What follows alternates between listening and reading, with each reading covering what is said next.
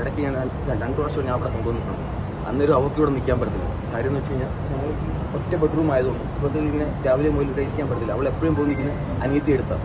അവിടെ പാർക്കുണ്ട്, കാര്യങ്ങളുണ്ട്, അനിയത്തിക്ക് ജോലിയില്ല. പിന്നെ അവിടെ 1 BHK ആണ്. പിന്നെ അവിടെ ഒരു പട്ടിയുണ്ട്. അതിനെയും കളിപ്പിച്ച് അവർക്ക് അവിടെ നിൽക്കാൻ ഇഷ്ടം. എൻ്റെ കൂടെ നിൽക്കാൻ അവർക്ക് പണ്ടോടെ താല്പര്യക്കുറവുണ്ട്.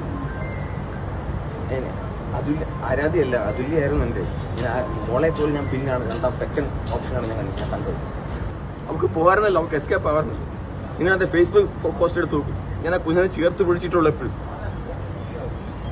ഇന്നലെ അവിടെ ബർത്ത്ഡേ, 30ാമത്തെ ബർത്ത്ഡേ ആയിരുന്നു. എനിക്കിനാ കുഞ്ഞ് ഒരിക്കലും ചെയ്യത്തില്ല. എന്തോ സംഭവിച്ചെന്ന് എനിക്ക് വേണം, ഞാൻ വെയിറ്റിംഗ് ആണ്, വേറെ ഒന്നുമില്ല. എൻ്റെ മോള് പോയി ഞാനും പോകുമെന്ന് പറഞ്ഞു അതേ ഫാനിൽ ഞാൻ തൂങ്ങിയതാണ്.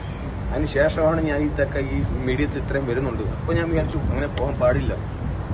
എല്ലാവരും ആ കുഞ്ഞിനെ സംഭവിച്ചപ്പോൾ എല്ലാവരും എനിക്കെതിരെ ഇത് വന്നപ്പോൾ എനിക്ക് അറിയണം. ഞാൻ എല്ലാത്തിനും സപ്പോർട്ടാണ്. ഞാൻ എല്ലാത്തിനും എൻ്റെ ജോലി പോകുന്നത് എനിക്കറിയില്ല. എനിക്ക് എൻ്റെ പൈസ ഇല്ലാതിരിക്കുകയാണ്. ഇനി എന്താണ് നാളെ ഈ ഫാറ്റ് ഞാൻ എന്തോ ചെയ്യണം? നാളെ മുതൽ അടുത്ത മാസത്തെ പൈസ കൊടുക്കണം. അതിനൊരു പൈസ ഇല്ല. എന്തോ ചെയ്യണം എനിക്ക് അറിഞ്ഞൂടാ. എൻ്റെ HR മാനേജർക്ക് എല്ലാം അയച്ചു. സാർ ഇങ്ങനെയാണ് സംഭവം, എന്നെ സപ്പോർട്ട് ചെയ്യണമെന്ന് പറഞ്ഞ് അയച്ചു കൊടുത്തിട്ടുണ്ട്. അവരെന്താ ഡിസിഷൻ ചെയ്യാൻ പോകും? ഇത്രയും ന്യൂസ് ആയിട്ടുണ്ട്. ഹരീഷിനെ ജോലിയിൽ നിന്ന് മാറ്റുമോ?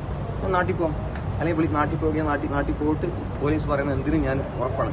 എൻ്റെ കൈ കൊണ്ടാണ് ഞാൻ പറ്റിയിട്ടുണ്ടെങ്കിൽ ഞാൻ അവർ തരുന്ന എന്ത് ശിക്ഷയും, മരണശിക്ഷയാണെങ്കിൽ പോലും ഞാൻ ഓക്കെയാണ്. എനിക്ക് അനുഭവിക്കണം. അവളെ കൊച്ചു ഒരു കുട്ടി പെണ്ണാണ് അവള് അന്നേരം കൂട്ടുകാർ പറഞ്ഞ കാര്യങ്ങൾ അവളുടെ മൈൻഡിൽ. അവളെ ഒന്നും ആരെങ്കിലും ഒരു 3ാമതൊരാൾ മോളെ അങ്ങനെയല്ല ജീവിതം, ഇങ്ങനെയാണ് ജീവിതം, അവൻ ആരും ഇല്ലാത്തവനാണ്, അവനെ ചേർത്ത് പിടിക്കണം, അല്ലെങ്കിൽ എൻ്റെ കൂടെ നിൽക്കണം എന്ന് നമുക്ക് മനസ്സിലായെങ്കിലോ എനിക്ക് ഇത്രയും ഇത് പോത്തില്ലായിരുന്നു.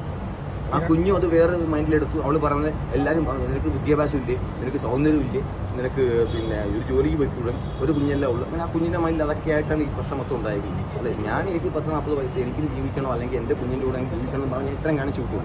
ഇപ്പോൾ എനിക്ക് എന്തോ ചെയ്യണമെന്ന് എനിക്കറിയാം.